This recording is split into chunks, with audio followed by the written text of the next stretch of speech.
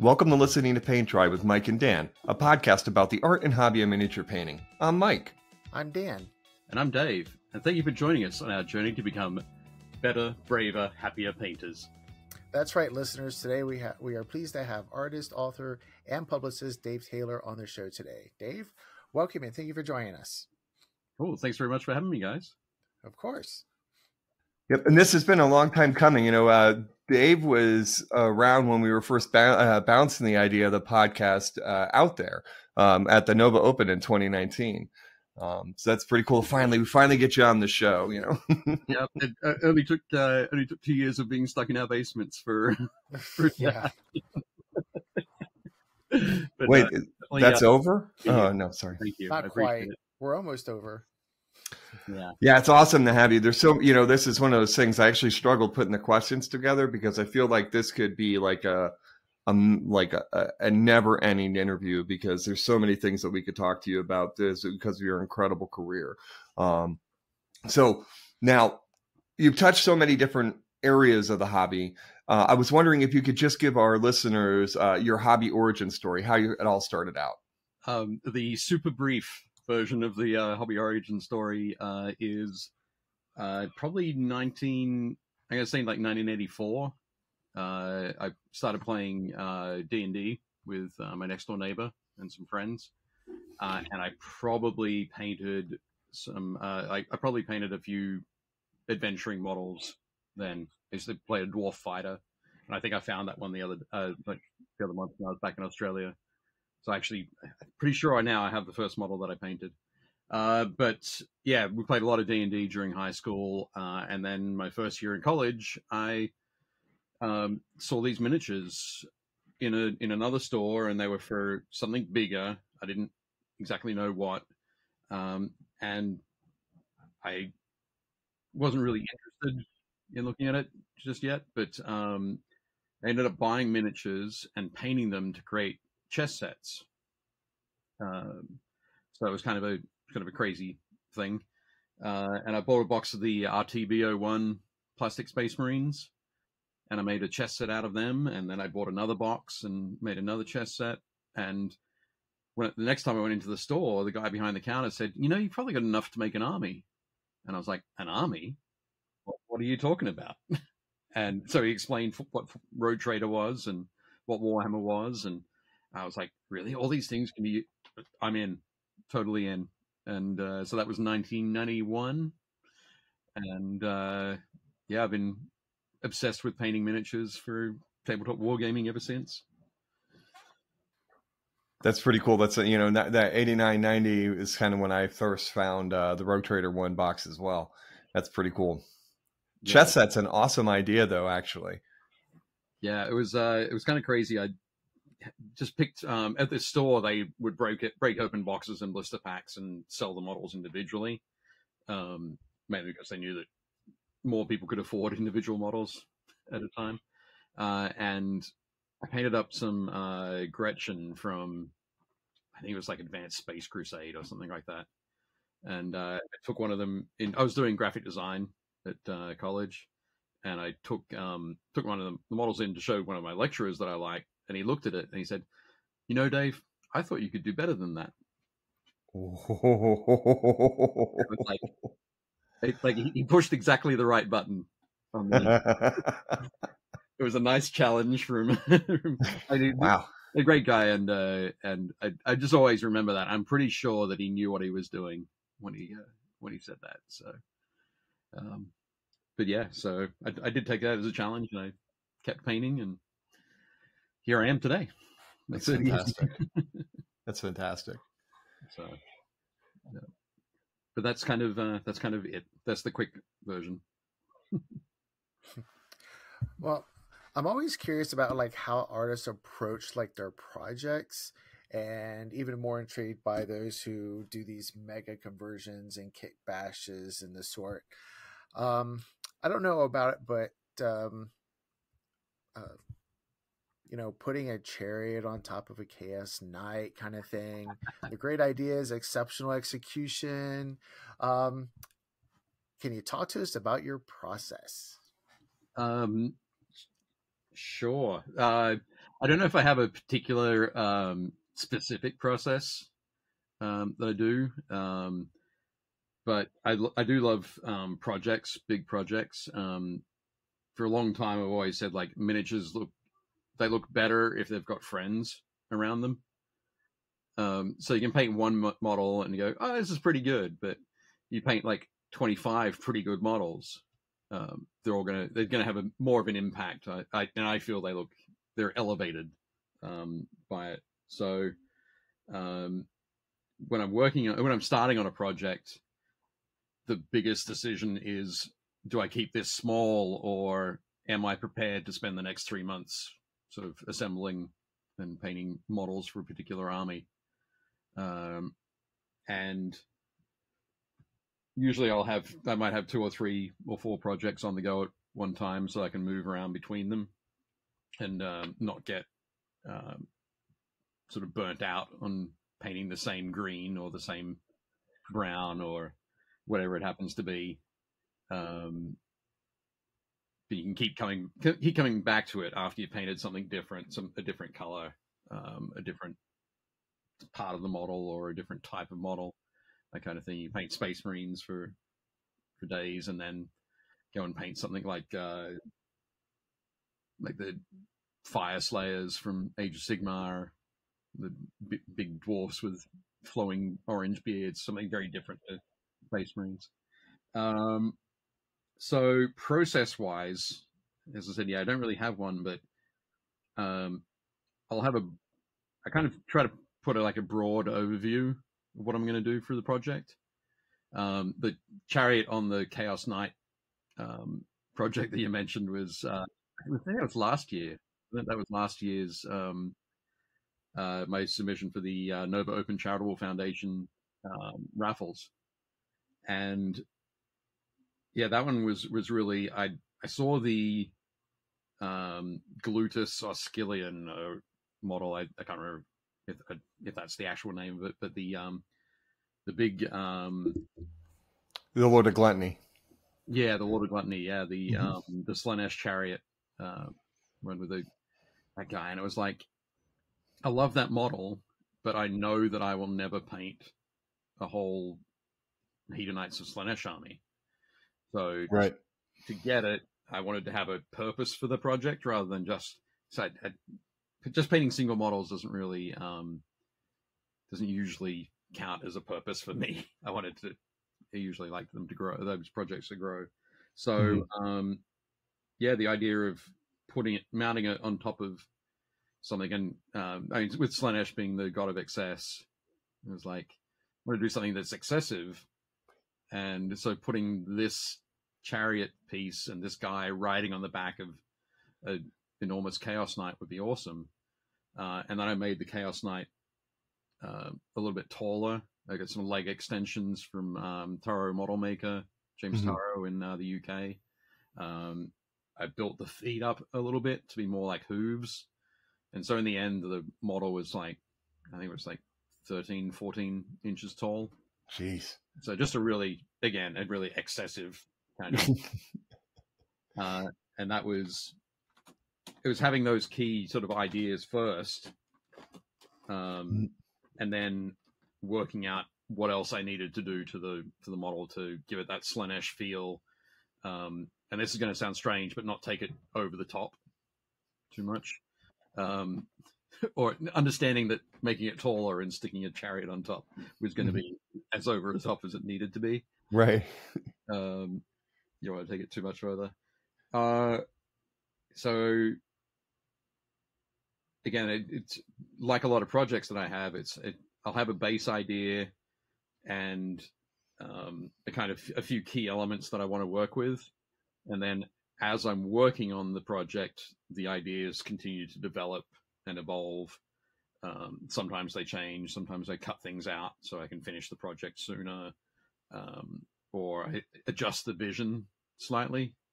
So what I always like to do to make sure that I can feel good about what I'm doing and feel good about my progress through a project is I'm always ready to change what that vision is. Nice. To sort of reel it back in, or to slice it, cut it up and say, okay, well, I'll do the rest of this in 6 months' time, or whatever it happens to be. So yeah, that's kind of generally and that's a very broad way of saying what I do. No, it's a hard question. Yeah, when writing it, we're kind of like, oh, we want to get into this because that's crazy. That the whole, this Chaos Knight is missing something. A chariot might work. Like. Yeah, that one was more. Can I take this piece from like an Age of Sigmar piece and add it comfortably to create a 40k piece? And what would I need to do to it? Can I leave that guy on the back? Sort of the big gluttonous guy there.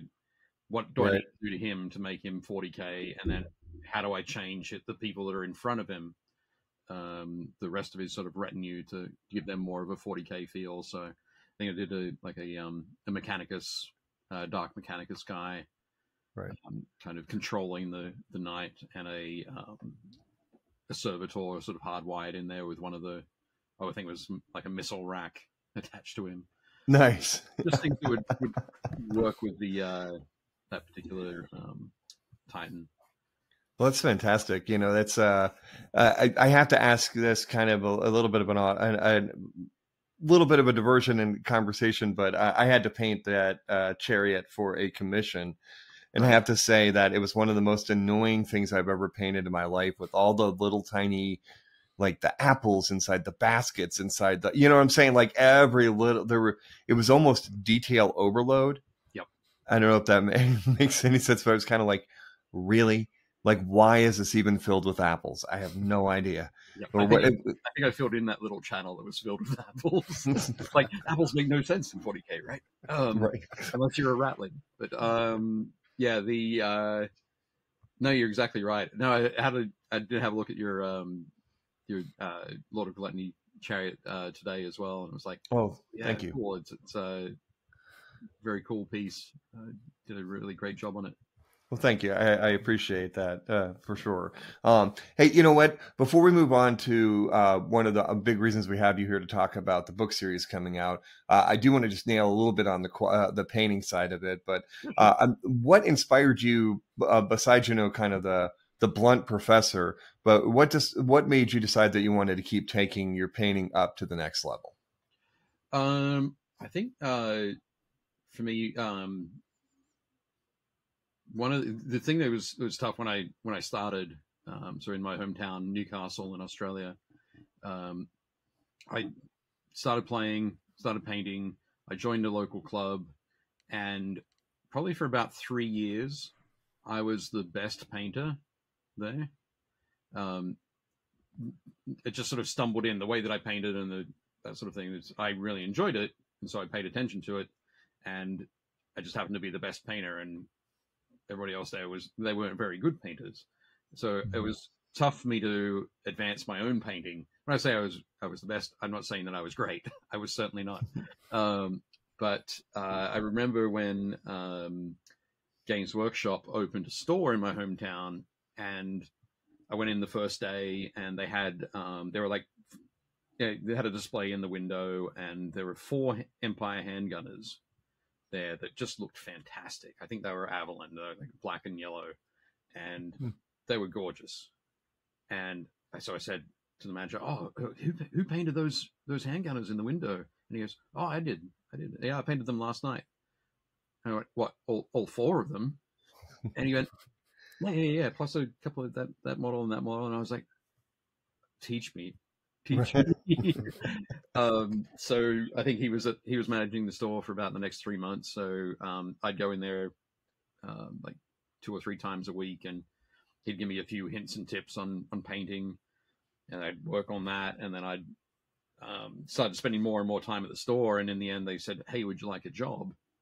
And I was like, "Would I? Yeah, that'd be great." And so, like the day after I finished my college degree, I started working full-time for Games Workshop. And part of that was teaching people how to paint, people who had never painted before. So it was spending time working on my own skills and using the techniques that the Games Workshop used to teach back then, which was like step 1, step 2, step 3, heavy metal kind of quality. And it was working sort of way through that, using the washes, using dry brushing, using all the basic techniques that we know and love. But it was working for Games Workshop as well at the time. It was, okay, well, these new models are arriving in the store tomorrow. They're going to be up on the new release shelf tomorrow, and you're going to need to have them painted and in the window like by the weekend. Damn. Just like that manager who had painted up these handgunners the night before, kind of thing. That was the kind of the pace of stuff that we had to do. So I spent a lot of time learning to paint quickly, learning to paint well. I don't say learning to basically learning to paint well so that people could look at them in the window and go, "Oh, that looks cool."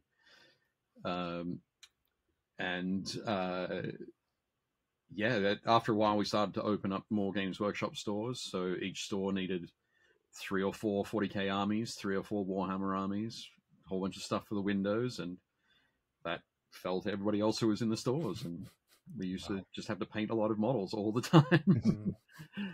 So we got into the habit of, we were painting in the store at the painting table, and we were able to paint and talk to customers and explain different things to them, and basically provide customer service. And I was sort of working through all of that. And then when I came to the US, I was working in the studio, at the promotion studio. There were so many things that we wanted to do there that painting quickly was an important thing. And the more you paint, the better you're going to get. You're going to get more comfortable with your brush strokes, or where paint needs to go, or how paint mixes. And it's just practice. So all that practice really is what sort of kept pushing my painting forward quite a bit. Yeah, but I think we need to make that sound clip and just repeat it constantly, because when we're looking, through different what are they called? News groups. Oh, that's like an 80s or 90s term there. Come on, old man. When we're looking through Facebook groups and the sort, there's a lot of people saying, "Wow, how do I get better? What do I do?" You go on Instagram, they're like, "Wow, that's fantastic. How do I, what do I need to do to learn how to paint like that?" And that's something we wish we could just share it and just put it into people's brains, that it does come down to practice. Yeah. Painting any kind of thing, and you go a little deeper when you're talking about like knowing what your brush strokes do, and like how it creates a flow, and how it directs where your vision is going or where your eyes are going, and that's all really important. But that number one thing is you've got to practice. Don't listen to podcasts, don't watch movies. Right, exactly. paint. Learn how the brush works. You got to be comfortable with what you're doing, and the only way to get comfortable and not be worried about putting paint on a model is to put lots and lots and lots of paint on lots and lots and lots of models. True. Yeah, but, you're right. There's I think I've been in a couple of conversations this week about practice, but more specifically about deliberate practice. Mm-hmm. So there's kind of the thing where you could just sit there and, let's say you've got 50 models you want to paint for an army, and you just sit there and slap on the blue and slap on the red and slap on the whatever, and not really care about where it's going, just so that you have 3 base colors or whatever for that tournament on the weekend. Right. So there's an element of practice in that. I'm using sort of air quotes now. There's an element of practice in that, but the speed at which you'll improve is based on that deliberate practice. So paying attention to where you're putting the blue, paying attention to where you're putting the red, how it's coming out of the pot or out of the tube or out of the whatever, how it's going, how it is on your brush, how your brush strokes are different when you don't have a point on the brush anymore, all that kind of thing. If you pay attention to those things, and a lot of that will be working out what works for you, going through and doing it. you'll either improve your speed or you'll improve your quality. Usually it's it's not going to be both at the same time. But it's like that. There's that thing where you can have something good and quick, but it'll be expensive, or you can have something good and cheap, but it'll take a long time, or you can have something expensive and fast, but it won't be good. Yeah. That kind of thing, or cheap and fast and won't be good. I can't remember the triangle, but it's like that kind of thing with painting. You can actually get to a point where you can have good and fast, and volume of painting. But generally, it's only going to be two of those three. Right. You know, and it's what's funny is that I have to say I didn't believe it until I started doing commissions where I was doing like 15 to 20 model commissions, and simple things that, would always irk me would be thin my paints, get them properly thinned, and then not think about the amount of water that's on the brush. And of course that changes the dynamic of what you just thinned, and just silly little things like that I don't really do anymore because I've now gone through the process. Crap. We're doing that on a 15 model commission. You're like driving yourself crazy every 2 seconds with too much paint, just simple habits like that seem to be easier to break when you do repetition and such. Definitely. And when you're working on a commission as well, when it's for someone else and they're going to be critiquing your work and you've got a deadline for it, it's like all the more reason to pay attention. Exactly. Yeah, I'll say one of the things that I did just before I left Australia, actually before I moved over here, I was working on a table for Games Day. I wanted to do a big Gaunt's Ghost gaming table. Mm-hmm. So I think it ended up being like 18 feet long by 4 feet wide. It was a trench board, that kind of thing. Man, you do not go small, do you? No. You're like, you go big or big or nothing. Big or go home, yeah, for sure. Yeah. But I was using for the enemy, for the Shriven, which are from one of the early books. I had about 300 models to paint for that, and it was I used all of the Steel Legion models for it, mm-hmm. And so I had to paint them in batches, and so I painted them in batches of like 20 or 30 models at a time. Tried to get as many of the same model as possible so that the brush strokes would be incredibly repetitive. But at the start, I think the models were taking me about 50 minutes a piece. And I do know that the final 30, I painted those in. I averaged 5 minutes a model. Jeez. Good Lord. When I said before about knowing where your brush strokes go, there were no wasted brush strokes.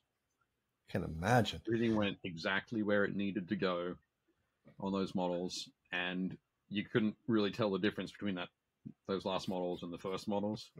So that's impressive. That's a key thing for me that tells me that if you're paying attention, and I like to break those things down and go, oh, well, how long did that take me? How long did that take me? And a lot of people don't worry about that sort of stuff, but if you do pay attention to it, you'll know, am I getting faster or am I getting better, or how can I compare these pieces, so you'll know how you're progressing. And I've got to admit, for almost all of my painting time, for me, getting faster was more important than working towards sort of top tier competition painting. Mm-hmm. Mainly because I had so many ideas in my head that I needed to get out, and you can't get those ideas out onto the miniatures and onto the table if you're taking your time or focusing on a single model. So it's been there's been a lot of self-reflection over the years. And we believe that all of that is the same to us. Like whether you're a tabletop painter, figure painter, bust painter, all that, whether you're a competition painter, to us, if you include the word painting, it has the same level of value to us. So, oh yeah, for sure. You know, but we love, I love seeing armies just as much as I love seeing great pieces, you know, single pieces out there. Yeah. But Sure. geez, I think Dan, I don't know about you, but I know if I got to that last 30, it would probably take me longer than the others.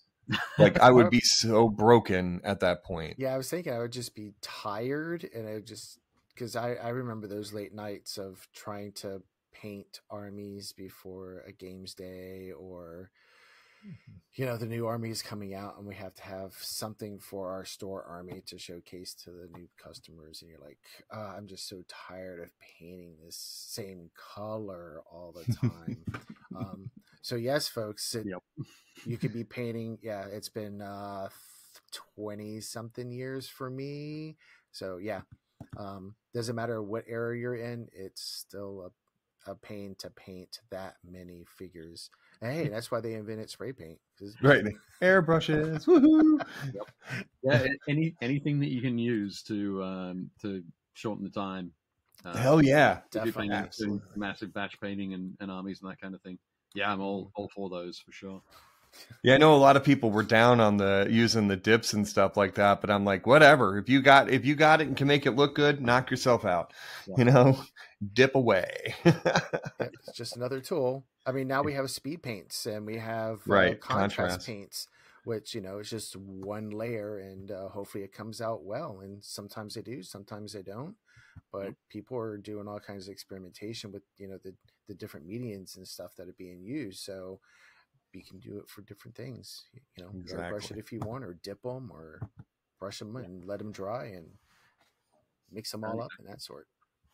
But I like your idea of the complete stealth army of just everything is black, Dan. And like you could sneak up on people in the table, right? Or it's all gray. Yeah. All gray. So oh, come on. So I noticed that I grabbed this color of gray spray paint. It's a primer, and it's the exact same color gray that GW uses for its plastic. Right. And I have to look and stare, and it's like, I don't know if I've actually painted this one yet or not. And I have to feel it and touch it and say, is it yep. Did I paint it? And sometimes I'm like, well, I just have to reprime it because I just don't know if I did it or not. It's like, oh, so much for having a gray army, because I don't know what I've done with these guys yet. Yeah. Nice.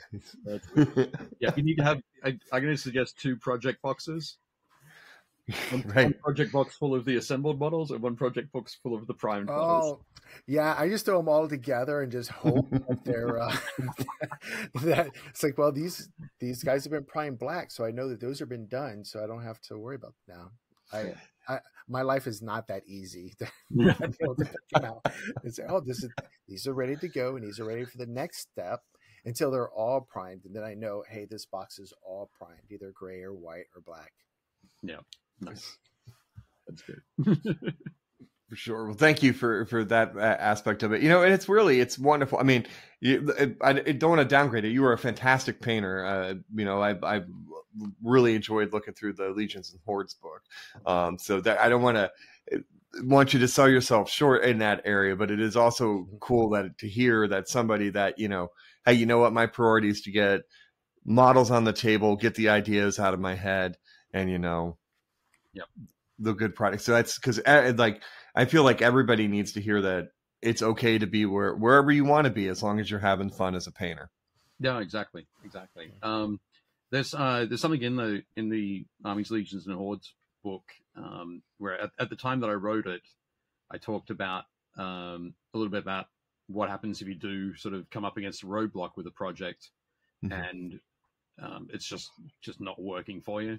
And I was basically, it's okay to set it aside. Right.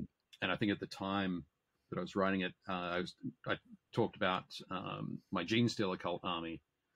When the Gene Stealer Cult models originally came out, the new plastic ones that GW did, that came out in like 2016, 2017, I was really excited by them. Those models looked fantastic.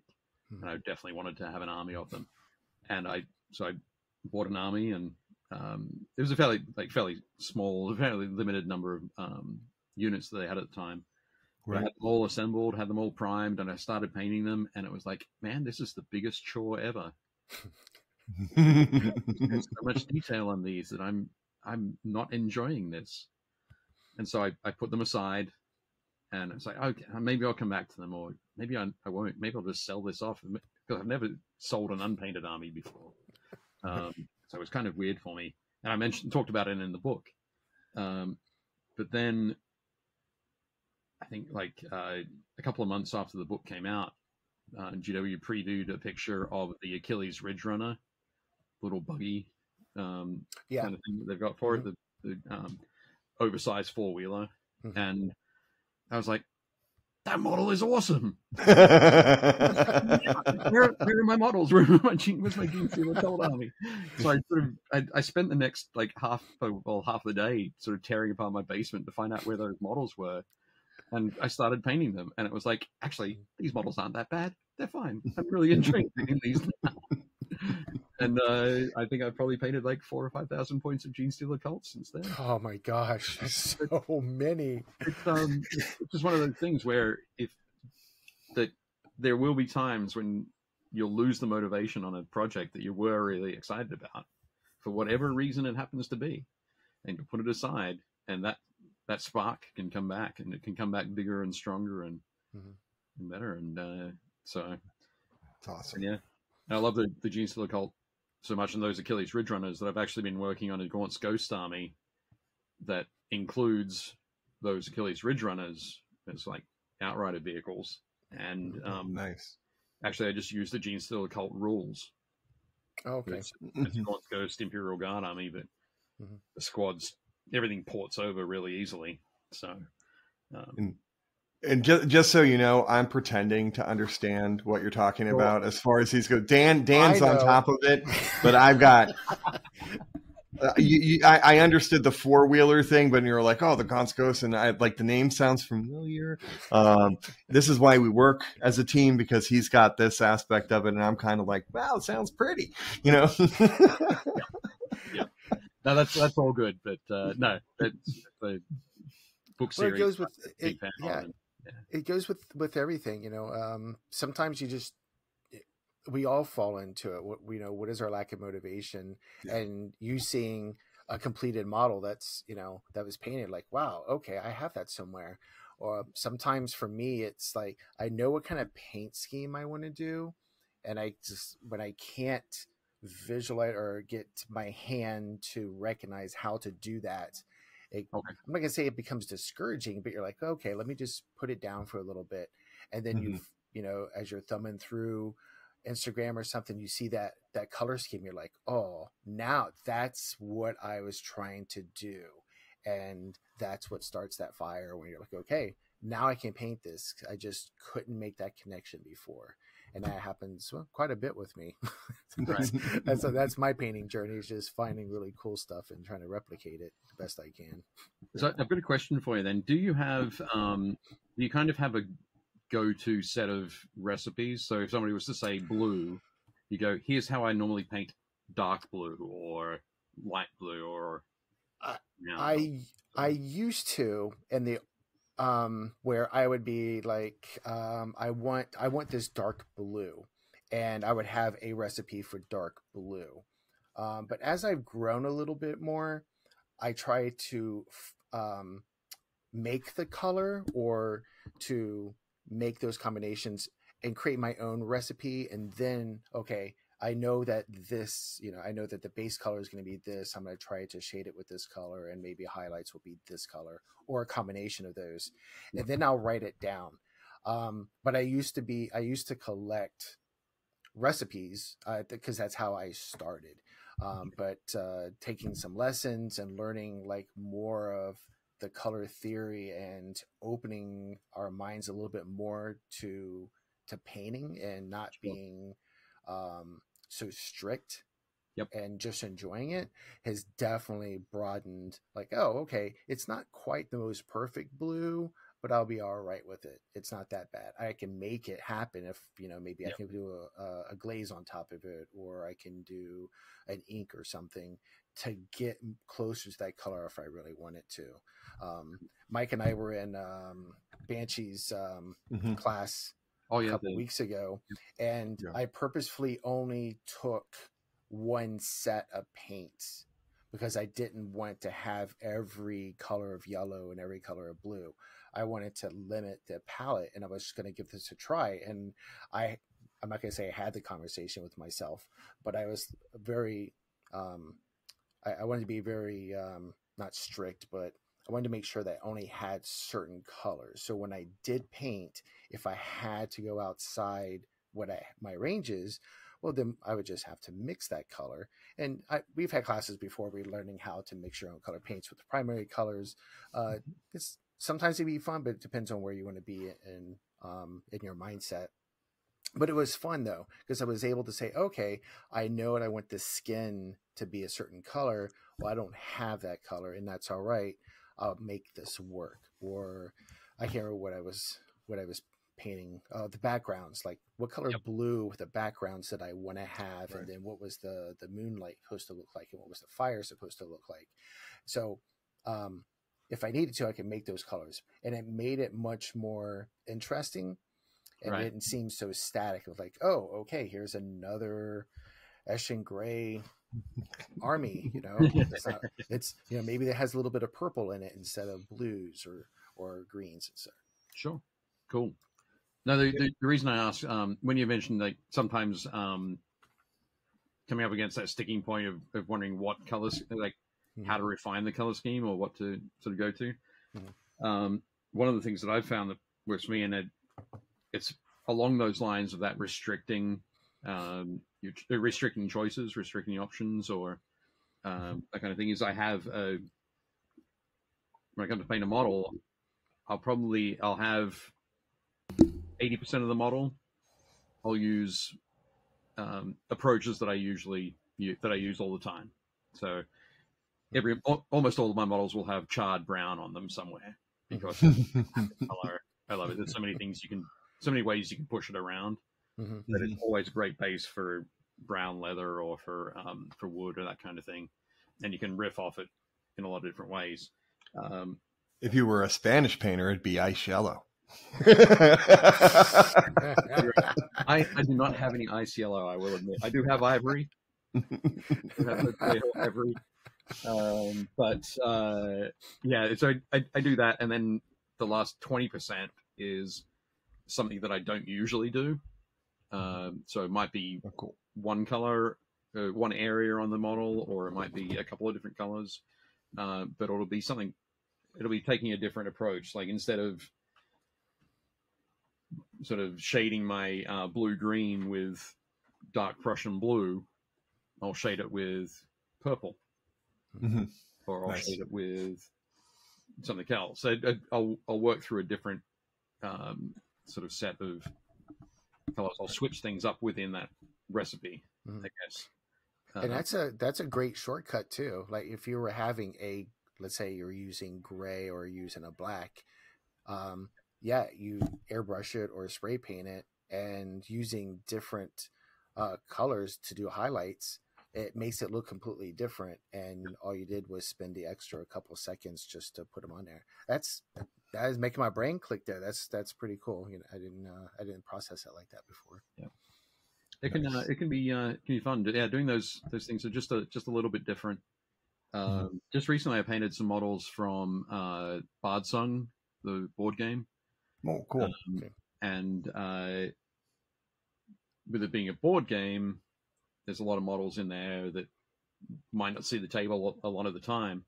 But also you want to have the different groups of minions or foes, I think they call them, in there. You want to have them grouped together so you can recognize them on the tabletop. You know who like what group you're coming up against. Mm-hmm. So I did like a Zenithal Prime on them, but rather than starting with black as the under color, I started with like a dark green. Oh, cool. And then everything else went sort of on it from the top. But when I was getting into the shading, I would just mix in some dark green to all of the colors, regardless of what the color was. It could be silver, it could be purple, whatever it happened to be. But my shading was all with the dark green. So it was, again, I knew the paints that I was using, but I was just mixing them in a different way to what I was usually what I was used to when I was putting them on the model. So I could feel comfortable, but also be breaking out of the way that I would usually do it. So And that way you get a lot of harmony too. Like, yeah, but you're constantly using that, using that as a little bit and everything. That's a great idea. yeah, very definitely. And you don't have to be reaching for a lot of colors all the time, so you can paint them quickly, and you get that harmony, which really helps the look of them. For sure. But again, yeah, it's just doing something different. Yeah, the recipe thing you asked is interesting because, when Dan and I went down to go to Alfonso's class a couple weeks ago, we also, the Friday before, there was a big AMPS International Armor Modeling Show in the same area. So that Friday we went to the AMPS show, and I was like, oh, you know what? I want to practice green non-metallic metal. And I saw a video on it. And so I had a list of the recipes, and I was missing a couple colors. Well, the vendors there didn't have those colors either. And one of the first things that Alfonso paints is a green gold non-metallic metal, and watching him like make his little mixtures across the table, I'm like, all right, that's exactly that. Like if I took those bottles and laid them out, they would match across that. And that was kind of eye-opening to me. And so for that class, I brought some inks and a few other paints. The main thing I actually painted with for that class were Liquitex acrylic gouache. Okay. And so I mixed, I think the only one I dipped into was, funny enough, dark Prussian blue. And so it was such an education, right? No, it's a great paint. It's a great color. You know what? I still love it. I thought the idea was neat, and learning that, and it really kind of expanded what my knowledge of what the colors tend to do. Yeah. I still love a good recipe. I know, like, and especially ones that like you're like, oh damn, I didn't think of ever using that color in this combination. It's kind of eye opening for sure. But like we should go ahead. I was just going to say on that thing.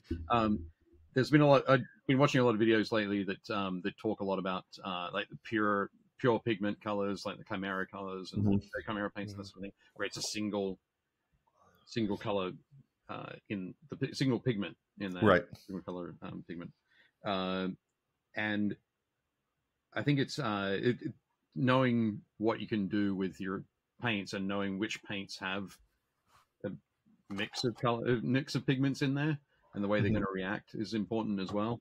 So something like charred brown, I mentioned I love it because it's brown and it's purple and it's gray all at once. It works through all of those because it has those pigments through it. And if you start to mix it into other pure pigments, you're going to muddy it down, but you're going to know what you're going to be doing. So it's paying attention, understanding what your paints are doing and why they're doing what they're doing on the palette when you're mixing them.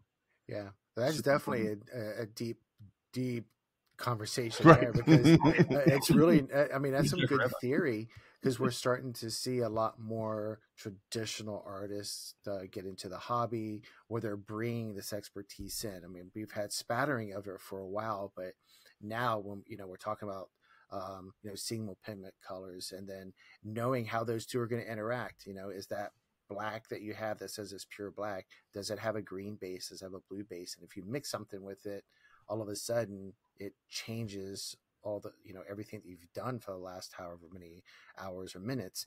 And just understanding that and having that that concept and that practice, it's it's beyond what I do at this point, because I try to get my pre-made stuff as much as I can in my limited amount there, and I can mix them if I need to. But I have definitely fallen into that where I'm trying to paint a color and I mix it and I'm like, why did this come out so weird? I just can't get back to that original color, so then I have to scrap it or start all over again, or think of another approach, because those reds aren't turning red like I wanted them to do, or that purple's not doing what I was wanting it to do, because I didn't understand or know the underlying colors that were mixed in there. And that's kind of it makes it easier when you're painting armies, but if you're starting to do display pieces or you're looking to do something very specific, having the pre-mixed stuff can make it a little bit more, I'm not gonna say difficult, but there's definitely a lot more, I guess, playing with it to make sure that the numbers are the colors are going where you want them to go. Yeah. And Yep. definitely practicing. I seem to do an awful lot of practice pieces before I actually start to paint into things, because I still haven't gotten through that. Okay, I know if I mix these two colors, I know how they interact with each other. It's not a big deal. I have to practice because I'm like, nope, here's my 45th color of yellow or orange, and it's still not working for me. It's not giving me what I need it. Yep. You know, okay, let me wash this guy, put him in my green tank, and I'll go ahead and start all over again. He makes a trip to Simple Green Lake. That's right. Every day, it seems like. For sure. For sure. So, Dan, we, you know what? We should probably get on track and talk to Dave about one of the reasons why he is here for sure. That's right, because we could pick your brain, because Like- there's so many great things that we could discuss with you, but we just happen to be having this interview as it coincides with the launch of your next artist book series on Kickstarter. Take us back a little bit and tell us how this series first came about. Sure thing. Yeah. Basically, folks might not know, but when was it? 4 years ago, I ran a Kickstarter for my first book, Armies, Legions, and Hordes. Basically, I went to university for graphic design. I've done a lot of graphic design, a lot of layout over the years, working on White Dwarf magazine, War Games Illustrated magazine. When I started my own business, I would do layout for small miniatures companies who were launching rule sets and that kind of thing. And I was working on a book where I'd taken the photos for them. I was organizing I designed the layout, and I was doing the editing as I was sort of putting the words in. A friend of mine had written the rules. But I was really enjoying bringing all of those disparate elements together into a format that somebody was going to read and understand and enjoy. And I was like, I want to do this for myself. But I couldn't write a set of rules to save my life. Or I couldn't write a good set of rules to save my life. I could write a terrible one for sure. We all could. But it's like, okay, well, they say write about what you know. What do I know about? And I know about painting armies. So I wrote a book about painting armies, legions, and hordes, and it's kind of a bit of a project. What's the word I'm looking for? Kind of like a project manual. Not really manual, but there's a great word for it. I can't remember it. It will come to me in a minute. But basically, it runs through. It talks about different roadblocks that people come up against when they're working on big projects and ways to get around those to keep your project moving along. And went well on Kickstarter. I released the book, and people loved it. And I was like, I want to do more books. I want to publish more books, but I can't write like 5 books a year. So that's a lot of work. it is an incredible amount of work to write a book. So I thought I will work with other people who are sort of experts in their field, who like they know what they're talking about. I know what they're talking about as well, and we'll create some great books. So I worked with Mel Bowes, the terrain tutor, great YouTube channel. Worked with Mel on Terrain Essentials. So we created what I think is probably the best wargaming terrain book that's sort of been put out on the market. Certainly, it's definitely the best one since How to Make Wargames Terrain from GW. But I think it sort of goes leaps and bounds ahead of that one. But yeah, that was a lot of fun. And I wanted to work with other artists as well. And there are some people whose work I really it really spoke to me, and I wanted to work with them. And as we said before, like looking at armies, looking at individual models, looking at squads, warbands, whatever it happens to be it for a tournament, be it for your own personal gaming or for competition painting. It's all really exciting and cool. I love every aspect of it. So I wanted to make sure that I could do these do books, a series of books with people in a format that was that didn't sort of shoehorn it into being any one category. So I came up with the Art of series, and I've been talking with Aaron Lovejoy from Miniature Monthly about the possibility of working on an art book with them. And when I came up with this idea, I talked about it with Aaron and Elizabeth and Matt, and they were like, "Oh yeah, that sounds really cool. Yeah, we're down for that." I think the sort of got the final okay from them at what's it called, at Cold Wars, the HMGS show, Historical Miniatures Gaming Society show. That was the last show that happened before everything shut down for COVID. So yeah, got them on board, and then it was like, I want to work with Christoph Kyle. I've loved it. I love conversions, and I've loved his conversions and his kit bashing, and his approach to it is quite different to mine. For me, I will go, okay, here's my idea. Here are the two parts that I've got that are the closest to it. What will fulfill my idea. Let me clip them off and jam them together and fill the gap. See what sticks. See if it works, and how much work it's going to be. But Christoph is a guy who will spend a lot of time going through and checking like 15 different pieces. Like, he'll go through 15 different heads to make sure the head on his conversion is correct. He'll go through. He'll spend like an hour carving the shape of a breastplate that was actually the boot of something else. Make it a breastplate just by shaving it down and putting it exactly in the right spot, because he doesn't like using putty at all in his conversions. So he wants to make sure that all of his pieces fit together perfectly. But he makes some of the most amazing stuff. So I knew I wanted to work with him, and also Ana Polanczak from Croatia. I've loved the moodiness, the ambience, the vibe of all of her stuff for the last 10 years. And yeah, so working with those 5 people to create 3 books for the Art of series was really exciting. So we ran the Kickstarter last year in May, and sort of from April through to September, we were working really hard on the writing, photography, layout, lots of great conversations going back and forth as to what we'd put in there, where we could put things, what was connected to what, how we wanted to expand each person's book, and what we wanted to focus on for each person. So each artist has the thing that they would feel that they're most sort of comfortable doing, or they're most well known for, or whatever it happens to be.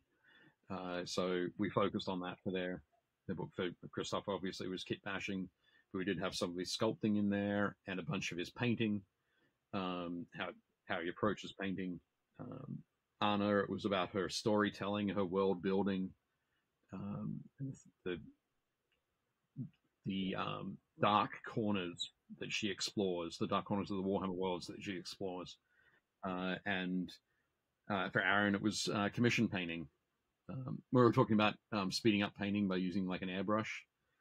There's a little story in that book where Aaron talks about airbrushing, and some people saying, "Oh, it's a cheat," and it's like, well, no. If I would normally spend an hour base coating a Space Marine, and then another like hour finishing the details, if I can base coat a Space Marine in like 3 minutes, then I can spend that other hour, the rest of that hour, with all the details, and it's taken me half the time to paint a model better than I would have before. So it's like, why is that not a win? Why is that not a great tool that everybody should be using? Yeah, all sorts of things like that. You talked about practicing as well. Elizabeth talks about it in a in the book. We actually made a feature of it in the book. She has a work in progress shelf. So sometimes we talk about a shelf of opportunity or a shelf of shame, basement of shame, or that sort of thing. I prefer opportunity, but yeah, she has this work in progress shelf where, like, whenever we work on it, usually most people work on a project, they might stop halfway through, they'll put it aside with every intention of coming back to it and finishing it. The shelf that Elizabeth has, she has no attachments like that to any of the models on it. She doesn't plan on coming back to any of them. But if she has a rough week and she wants to relax on Friday evening, she relaxes by painting faces. So she'll pick up a model that doesn't have a face painted on it, and she'll paint a face. And then she'll put that model back on the shelf. And she's relaxed, and she's calm, and she's painted her face. If she wants to practice something, like if she wants, I think the example was like practicing painting fishnet stockings. So she grabbed the model and painted fishnet stockings on it, and that's basically the only part of it that's finished. So there could be an artistic statement value just in that, though. So sure, but it's going through that process and talking with each of those artists and having them tell me something that to them is so basic and boring. But for me, hearing it was like, that's revelationary. That's like, that's amazing. I want to make sure that we tell people about that people understand that it's okay to not finish stuff, or it's okay to paint half a model faster than you used to, or to take more time. It's okay to do those things. So that was sort of a big driver for me for getting those books, the first 3 books underway and happening. So the next 3 books, I've got, there are 3 artists for these books. Volume 4 is Chris Suhre. Volume 5 is Tommy Sewell, who's also known as the miniature painting tutor from the UK. And then Volume 6 is Saini Die, who is an awesome painter from France. And that's the other great thing, because our hobby spans the globe, and you get to meet people and talk to people from different countries, different cultures, different mindsets, and you can just learn so much from talking to them and listening and asking questions and looking for patterns and understanding what they're doing. And so the idea of putting books together with those three painters is just amazing. So yeah, really excited about that. Chris is going to be focused on storytelling and composition, because he really enjoys building his dioramas and his shadow box scenes and that kind of thing. Oh, and he's a master at it. Yeah. I mean, he's so good at it. Yeah, and Chris has been on the show and will also be on the show not too long after this episode. But yep. Yeah, when I saw that, when I first saw the advertisement and his name, and I went, yeah, that makes hell. That there's somebody whose work who needs to be in a book. Yeah. You know. Yeah, it's that thing as well, and I know that there's a lot of people. There's always that discussion of, is it art? Is what we do art? Is it art or is it craft? And it's like, when it comes down to it, it's all a whole bunch of like made up bullshit descriptions. Agreed. So, but and then of course I've gone and thrown art on the front of the book, but I think we can all appreciate the process of creation that goes into it.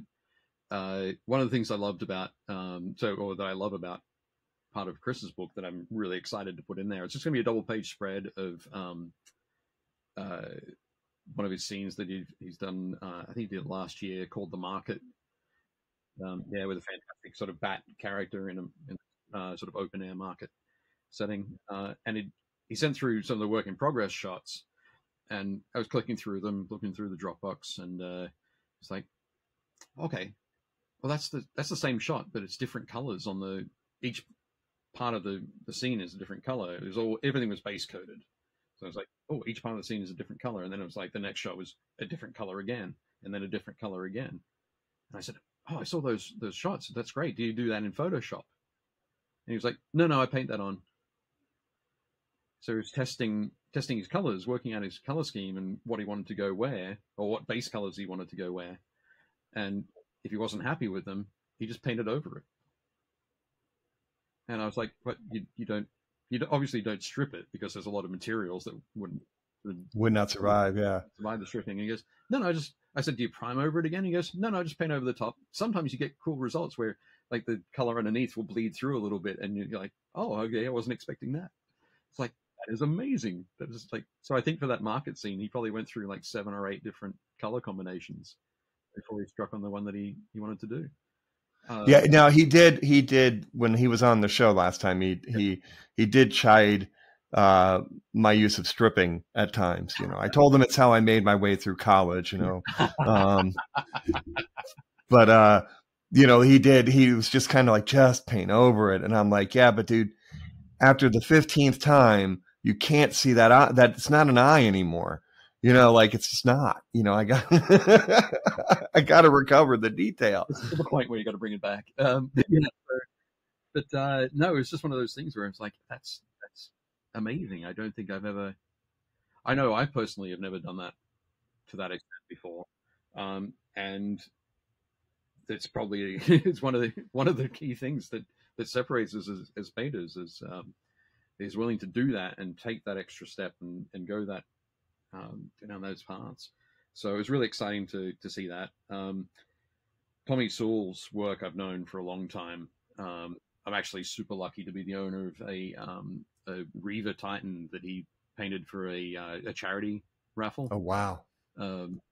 So with all my years of working on the Nova charity raffle, I was never able to buy any tickets because there was a conflict of interest. So it was like, right. Oh, somebody else is having a raffle, and what's the prize?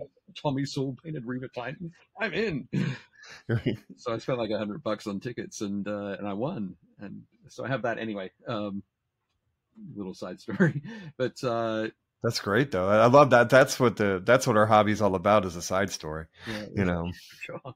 But yeah, Tommy's one of those guys who sort of first came to my attention when he was one of the first guys to run like weekend long classes, two-day painting classes at stores and that kind of thing, like 12 years ago, 10, 12 years ago. And he set up Golem Painting Studio in the UK. So that was one of the early painting studios. And yeah, I just always really appreciated his approach to painting. And since we've been talking and working, and he's probably written about 20,000 words already by now. His passion is for teaching. So those 20,000 words he's written are his fundamentals course, essentially. So he's distilling what he would present in a fundamentals course over a weekend. He's distilling all of that, and that's where we're talking about demystifying painting and taking out all of the words that don't have clear definitions. The example he always uses is feathering. Mm-hmm. So yeah, I'm just going to do some feathering here, and the 2 examples that he uses are Angel Heraldo's is like, I go like this, and Darren Latham is like, well, I'm just going to do some feathering, and I'll go, and it's a little bit different. But which one's? Well, I say it's a little bit different. One of them's a push stroke, one of them's a pull stroke. Which one's feathering? Are they both feathering? What does feathering mean? Something different, but nobody's able to clarify that. And so much time we don't actually think about it. We're just like, oh, I want to learn how to do that. What is it called? Oh, it's feathering. Okay, cool. I'll learn how to feather, and you learn how to feather that one way, and whatever it might happen to be. But you don't stop and go, what actually is it? How do I break that down? How do I achieve that? And Tommy's book is going to have a large chunk of it, which is that. It's how to break down. It's going to talk about setting up your palette, setting consistency of the paint on your palette, loading your brush, shaping your brush, applying the brush to the model. So that, and we've talked about the 2 thin coats kind of thing, and you can watch some of the Citadel masterclasses. And they're like, let's go with multiple thin coats until we've built up the the layer till you've built up a solid base coat. And it's like, well, what you want to do is you want to have the smoothest, most solid base coat in the fewest number of steps, right? That's ideally your situation. It's giving you the best coverage. It's going to be smooth. So if that's one coat, it's going to be one coat. If that's 5 coats, it's going to be 5 coats. But let's not say do 2 thin coats. Sorry, Duncan. And you're talking to 2 people who spent time with Roman, LaPlante, and Banshee, and so we don't believe in thin coats. Like, exactly. Yeah. We just take the tube and squeeze it on the model and move it around. And I was just thinking that same thing. Yep. You know, no, as soon as Banshee started using that the hashtag, I was like, I've been there all along. I mean, smooth. But yeah, so that's Tommy, and Saini's work is spectacular, and his sort of signature elements are incredible use of color and color choices, things that you just wouldn't pick. You wouldn't sit there. You're sitting there trying to work out what you're going to do with the model. You just wouldn't pick those colors, but they just work so beautifully. Texture. Yeah, and you look at them and try to figure out, like, the 2 things I always think with that artist is, how the hell did those go together? Yeah. Why did you think of that? And the precision, like, just absolute, I don't know, precise placement. I don't know. It's so weird to be like, look at something that's so, it almost hurts that it's so technically, you know what I mean? You're like, why is that so perfect? You know? No, it is amazing. Yeah, the color, his texture, use of texture, and his patterns. I mean, the first thing the pieces that caught my eye from Saini originally were his Carcharodon force that he converted up and did a lot of fantastic paintings. So a Space Marine, Space Sharks chapter. Thank you. Sorry, I just saw Mike's sort of eyes starting to glaze over. But no, spectacular use of very sort of a tribal style patterns painted on, almost tribal tattoo sort of patterns being painted on. But yeah, and that sort of led me on to the rest of his work. But yeah, and he's been super enthusiastic, and he's probably got 5,000 or 6,000. Was the last one to come on of the 3. But and Chris is probably, I think Chris is maybe 5,000 or 10,000 words away from finishing. Hopefully he'll tell you the same thing when you have a chat with him. We can compare notes afterwards. But all right. So I was going to say, at the end we could talk about, is there anything you need me to pressure Chris on when we talk to him tomorrow night? You know, we can always rough him up a little bit, right? You know, not at all. I know, as far as an author to work with, it's been like an absolute treat. He has all of the pieces that, all but one of the pieces that he wants to feature in the book, he still owns. They're in a cabinet in the cabinet behind where he sits when we have video calls. And he takes so many fantastic work in progress shots. Yes, he's good at that. Yeah, to be able to show people the process of creating those scenes is just awesome. So I think he previewed a scene today on Instagram.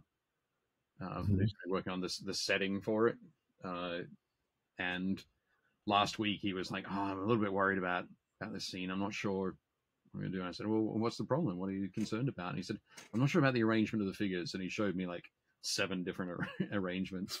I was like, "I really like this one."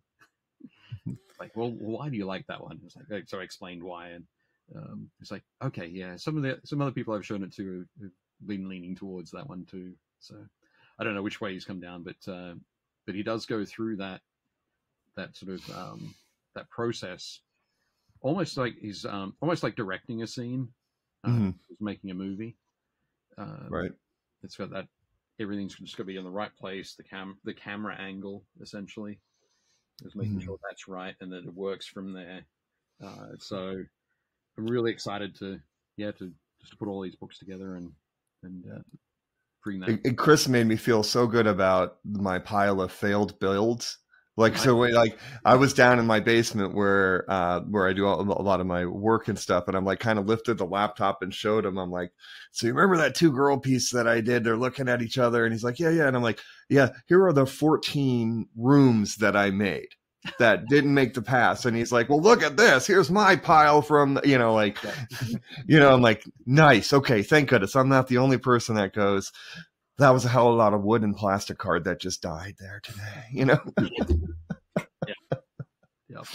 So yeah, his process is so interesting. Yeah. And Tommy's always like, I can't lie. I catch a lot of he does a lot of the reels on Instagram. Yep. He starts live videos and I try to hop on those whenever I can. And I mean, and I'm sitting here and I can't lie. I'm also looking at Saini's Instagram page while I'm at it, and I like seeing pieces that I've seen before that I didn't realize were his, and like I forgot all about the half tattooed frog. Right. Yep. I'm like, holy mother, yep. Just the detail and you picked a great group of artists, and I'm going to throw this out there because we're not this one hasn't even launched yet, but knowing like hearing the way you spoke, you've probably got artists lined up for the next 3, don't you? I haven't got. I have a list. Okay. I very definitely have a list. I've got. I have a list of US artists. I have a list of UK artists. I have a list of European artists. I have a list of Australian artists, and sort of a list of rest of the world artists. Yeah. Folks that I like to approach. One of the things that I want to make sure that I do, though, with each of the groupings, with each of the sets of 3, is have artists whose work is different from the other artists. I think it would be quite easy to go to put 3 artists together that are all very similar. They paint the same sort of things. They have a similar approach to their painting or to their color choices or their style or whatever it happens to be. Right. I want to try and balance it each time so that there's something fresh from each one. For example, I'd love to work with Victoria Lamb.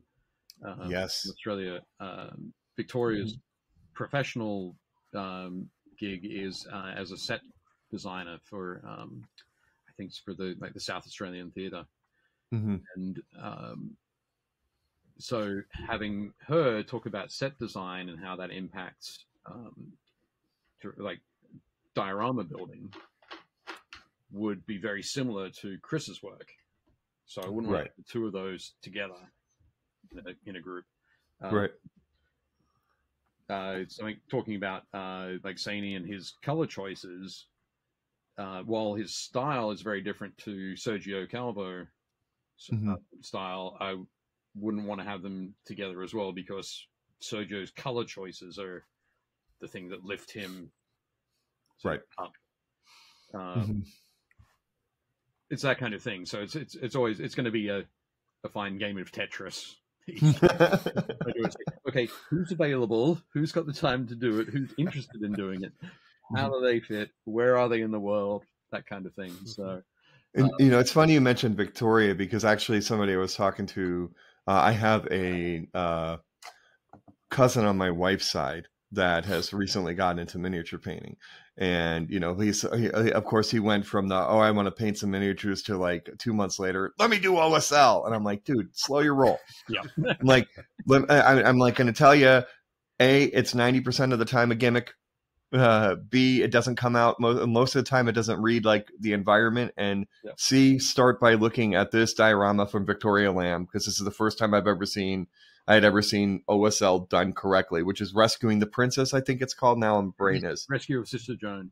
Yep. Rescue of Sister Joan. Oh, you're right. And he was like, oh yeah, that looks a lot different than all the other. I'm like, yes, this is not just painting bright blue to white on a plasma gun,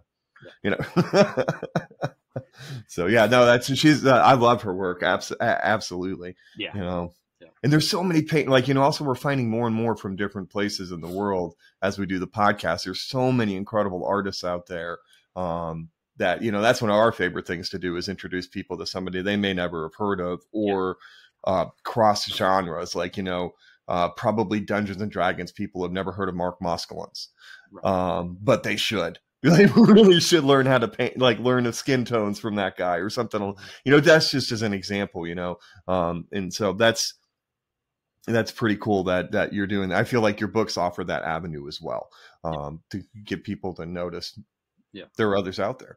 Yeah, one of the things as well that I want to do with the series is eventually so Osprey Publishing do a lot of great sort of reference material series for sort of military history. So they're definitely used a lot by people who are painting up historical armies. And they have a series called Men at Arms or Men at Arms, and it's not a chronological approach to every single warrior through history, but you could go, okay, I want to paint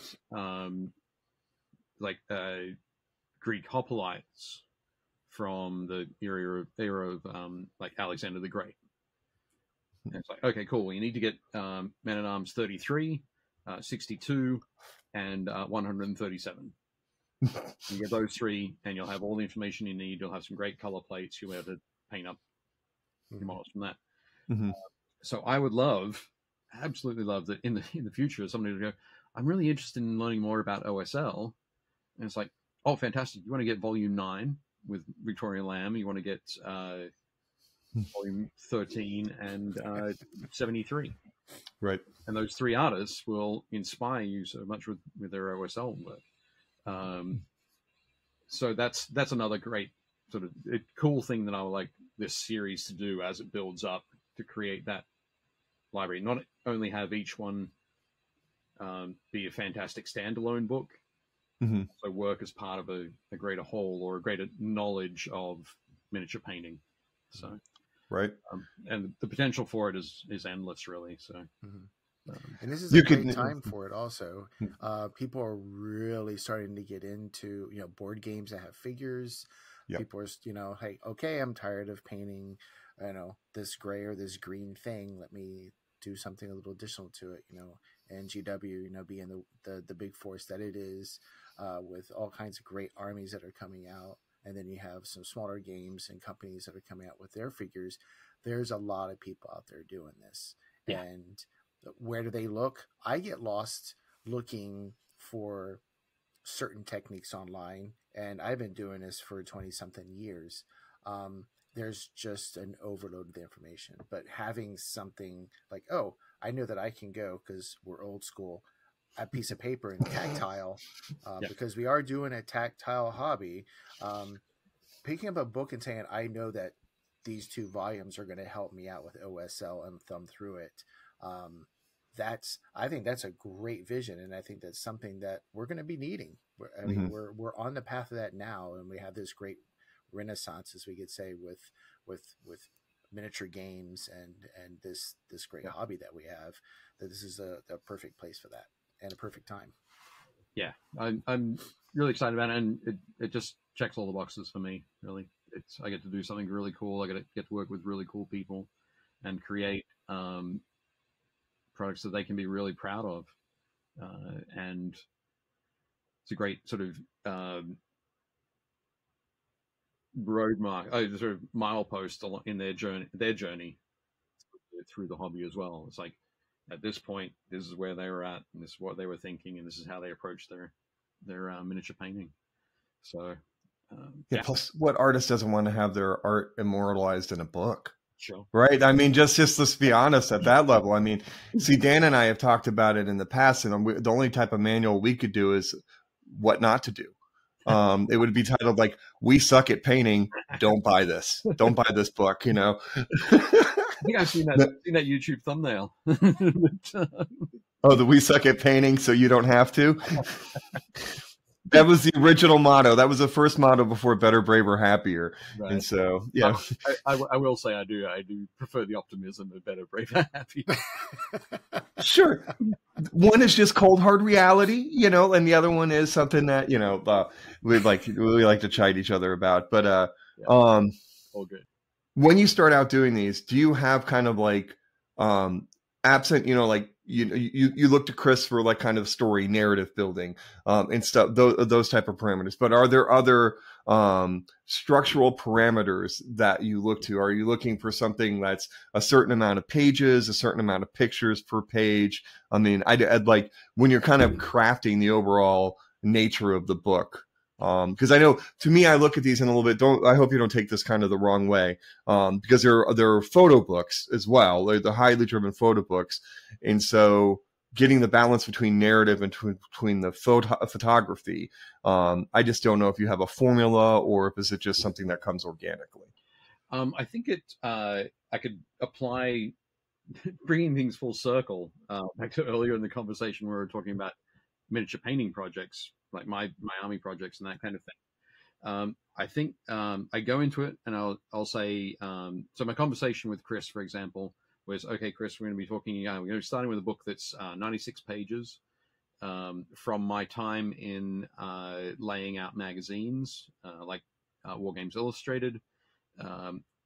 We would average, like for a page that was half text, half images, would be about 500 words a page. If we were to approach it that way, we'd be looking at 48,000 words for a 96-page book. However, because it's miniatures and we want miniature photography and we want to have some very dramatic shots, so it will be full page or full spread, that we're probably looking more around 35,000 words, 35,000 to 40,000, somewhere in there. I think if we push that, like if Chris wrote 50,000 words, then we'd want to push the size of the book up to 112 pages, 128 pages, so that we could keep that more comfortable balance with the images. So there is that basic, those broad strokes to the vision. Everybody wants to know the origin story. How did you get into painting, or what were your key influences as you were developing sort of during your painting? So yeah, we don't ask any of those questions ever. No. I was really disappointed not to be asked them myself, but no, but it's something that we're all interested to. Absolutely. We want to know the person that we're reading about, or talking to, or whatever it happens to be. And I think with Chris, I said, and so storytelling, composition, diorama building, those are the topics I'd like you to cover, Chris. And he was like, okay, cool, yeah. So he started looking through it and working on it, and was like, okay, I want to have a section on inspiration and what inspires me to do these things, and I'll have a section on this and this and that. And when I talked about him doing that color composition, working on like 7 or 8 different versions of it, I was like, you've got to write a section on that. And he goes, well, I'm not very confident about writing about that. And I said, okay, well, we'll keep it as part of the composition section of the book, rather than trying to break out color composition into a whole other chapter. So it developed as we were talking through it. And like I make sure with all of the artists I work with that if they've got an idea that they're excited about, then they should very definitely let me know, and we'll work out a way to adjust what we're doing to fit that in. But at the same time, I really do not want anything to be formulaic, because one of the main reasons is formulaic books like this could become very repetitive, very dull. So I want the artists to be talking about the thing that most excites them, in a way that you can tell their excitement is coming through the words they're writing.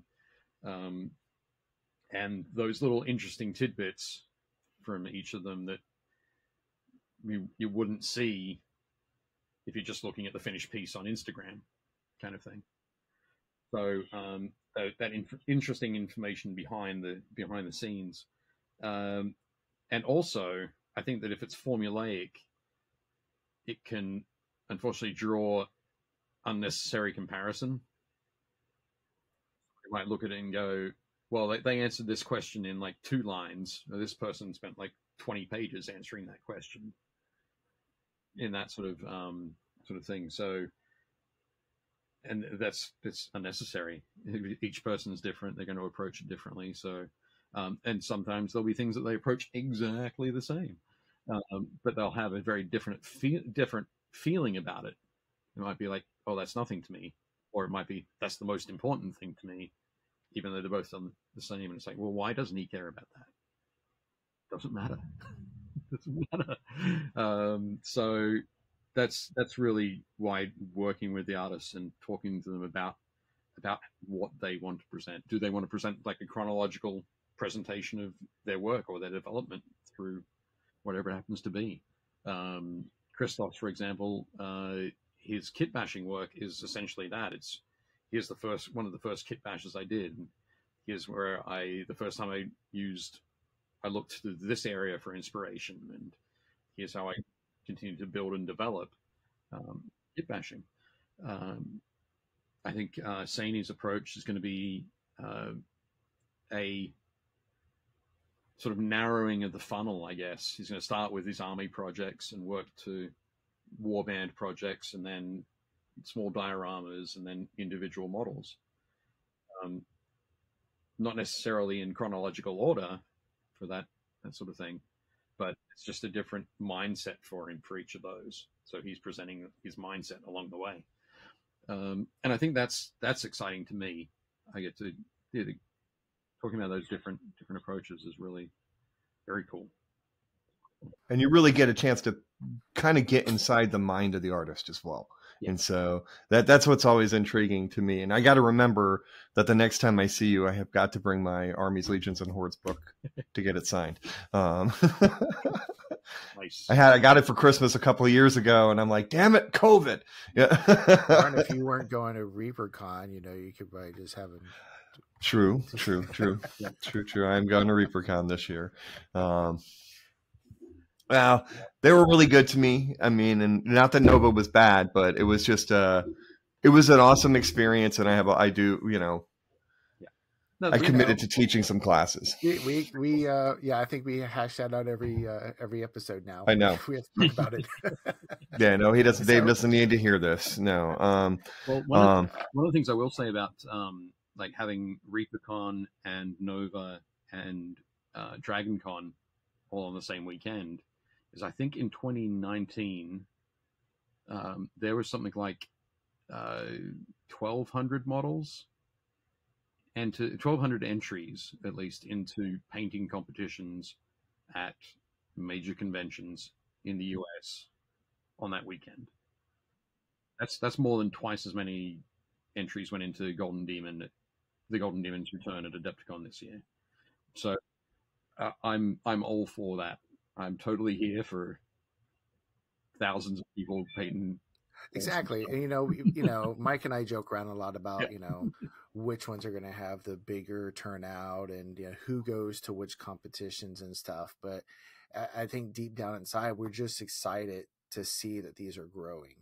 Mm-hmm. And we know Golden Demon is the king, but if it's drawing people into that without being super competitive, but that competitive feel of and showcasing your art, if that spreads to other smaller conventions or even other conventions, that's what we want to see. We want to see the hobby grow. We want to see people enjoy the hobby, and that's that is the important part. Yeah, very definitely. I do have one other question for you about before we kind of do some wrap up. I know we've been here a while. I don't want to keep you all night long, but. So with this book line, do you see yourself kind of like doing like not just kind of the art of in the world of miniature painting? Do you see yourself maybe going into other genres like a historical or maybe Gundam as an example or something along those like kind of expanding the nature of I think within the art of for sure I can definitely see historical miniatures or painters who are focused on historical miniatures, be they 75 mm display miniatures or historical armies, that kind of thing. I'd love to work with Daniel Wegman from HVM Workbench. He does spectacular cinematic photography. But his painting is great. He does a lot of commission painting, but the way that he presents his miniatures it's like they stepped off the screen. And he's done a lot of great Dark Age and medieval miniature painting for footsore miniatures, and which is how I originally got to see his work. He does some fantastic stuff there. There's a couple of guys in the UK that definitely focused on historical miniatures. There are a lot of fantastic artists, like scale modeling. I'd love to include a scale modeler at some point. This guy Don Serratos from the Philippines, spectacular Gundam modeler and miniature painter in general. There's lots of people that I'd like to include in it all, in that just this great big world of basically throwing paint at stuff. Right. It's like, miniatures of any size, and it's like sometimes when most Thursday nights I'm on a painting live stream called Painting Happy Little Minis, and it's done by Game Trade Media, who's the marketing arm of Alliance Game Distributors. And sometimes we've painted some really big miniatures on that, and people are like, okay, when does it stop being a miniature and start being a bigature?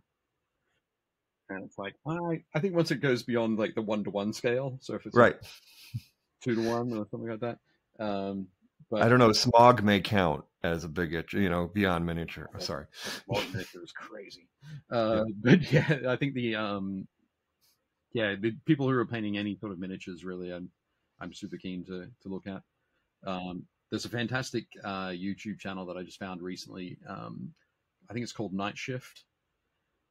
It's a fantastic guy who's got an awesome accent, but he does great scale modeling and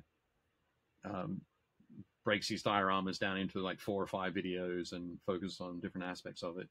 But he'd be a great guy to bring into the fold as well. So just really excited. As I said, that there are so many people that my biggest fear is that I'm going to piss people off by not inviting them to work on a book with me. Mm-hmm. I hope that I don't, because there's just so many awesome artists out there.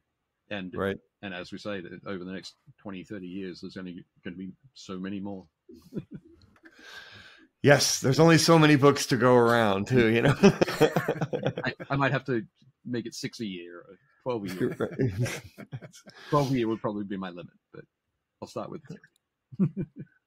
So why don't let's do the plug then. Why don't you give us all the information on the Kickstarter? Okay, so the Kickstarter goes live Tuesday, May 10th. I think it's going to be about noon Eastern summertime, Eastern Daylight Time, whatever it's called. So that'll happen. We've got the 3 books. Each of the books, if you wanted to pledge for them individually, are going to be $30 each. You can pledge for them and a physical and a PDF version, which will be $40 for those 2 things together. If you wanted to get all 3 books together, that'll be $80, I think. And all 3 books and the PDFs is going to be about $110. We're getting all 3 books. That's a nice little discount. Yeah. That's a good price. Yeah. And the MSRP on those is $38. So okay, it's even chunkier discount there. But nice. If you want to make sure it's really good for the people who are getting these off the ground. Right. And will there be options for the backers to purchase some of the older books also? There will not Okay. at the moment. We don't have any plans to. Okay. Mainly because those books are currently in available in retail, or through retail or online. So you can get those immediately rather than, well, I say immediately, within a week or two, but rather than having to wait. As a whole package. Okay. This year, as a whole package to ship together.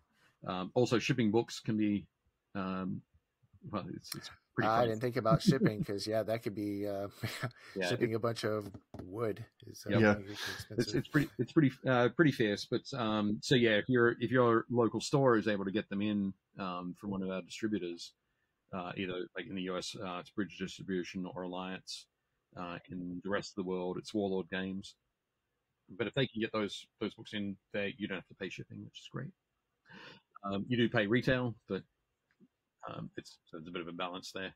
But and you can find out about where you can get the books on DaveTaylorMiniatures.com, right? That's correct. Yep. I think the latest news post is where those are all available.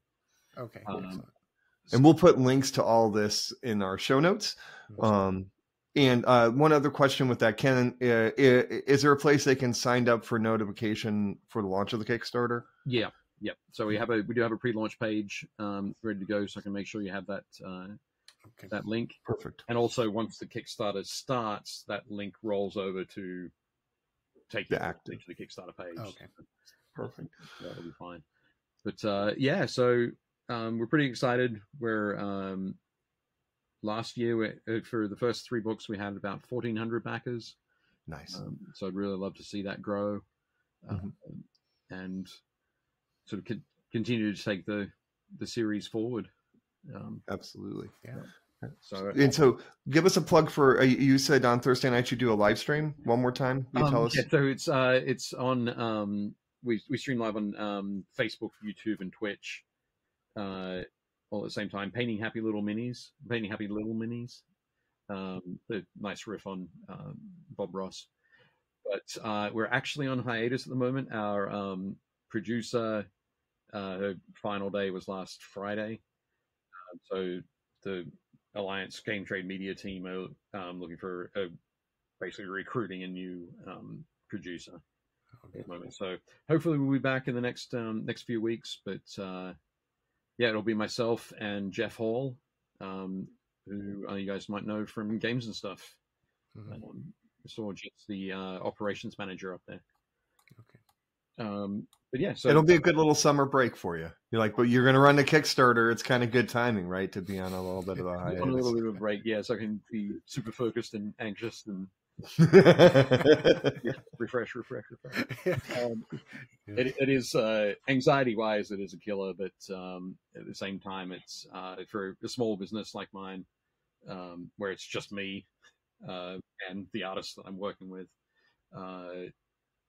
It's a super important thing to do. We couldn't make the books if we didn't do the crowdfunding. So really appreciate everybody who supports us and backs us and helps everybody sort of create this cool stuff. Right, and you do have to put up with that idiot that the second the thing ends goes, "Where's my book?" Because there's one in every Kickstarter. I have I could probably list like half a dozen of my friends who will undoubtedly message me as soon as it finishes and said, "Congratulations, where's my book?" Right. Just because they know that there's that one guy. It's like 15 of them. But no, that's all cool. What I really hope to do is, as we continue to roll through these, and our the base of supporters, people who are backing this project continues to grow, I can get to a point where the books could almost be finished, being written by the time we get to the Kickstarter, which would be ideal. And then the turnaround is much shorter. So definitely that's my aim. I'd love to do that.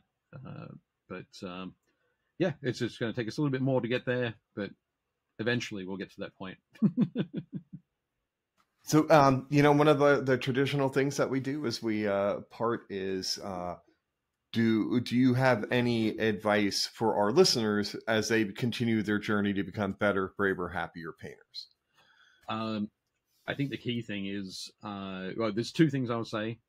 One is one of my catchphrases is "Make your painting a habit, not a chore." There's a I love the most recent movie Dune and the 1984 David Lynch Dune. But there's a line in that when Gurney Halleck is talking to Paul Atreides and like basically getting ready to practice fighting, and he goes, Gurney, "I'm not in the mood." And he goes, like, "Mood is a thing for cattle or love play, not for fighting. You got to fight when you need to fight," kind of thing. So there's so many people who feel that they shouldn't be painting unless they're feeling motivated to paint. But if you sit down and paint for half an hour every day, whenever it happens to be, you'll get stuff done. And you just do the mechanical stuff, paint the boots, paint the hat, whatever it happens to be, do all the mechanical things. And then when you're motivated, that's when you can go in and experiment with stuff. But don't make sitting at your desk, at your painting table, feel like a chore. You don't have to paint 30 guys for the next tournament. You want to paint 30 guys for the next tournament. You don't have to paint a model for the Capital Palette in September. You want to paint a model for it. You get a different sort of mindset if you're there regularly doing it, and you'll find that if you spend like 20, 30 days where you've spent that half hour, 45 minutes at your painting table, if you stop for a week, you'll be like jonesing for it. You're like, I've got to get back. I've got to sit down. I've got this idea. I've got this thing that I want to do. So, yeah, make it a habit to paint rather than a chore, and then enjoy the motivation as it comes and goes, but still paint all the time. I guess that'd be the big one. But enjoy it. Be happy. Well, thank you so much. Be happy. Yep. Well, Dave, thank you so much for being on the show. Listening to Paint Dry with Mike and Dan is a production of LTPTWMD.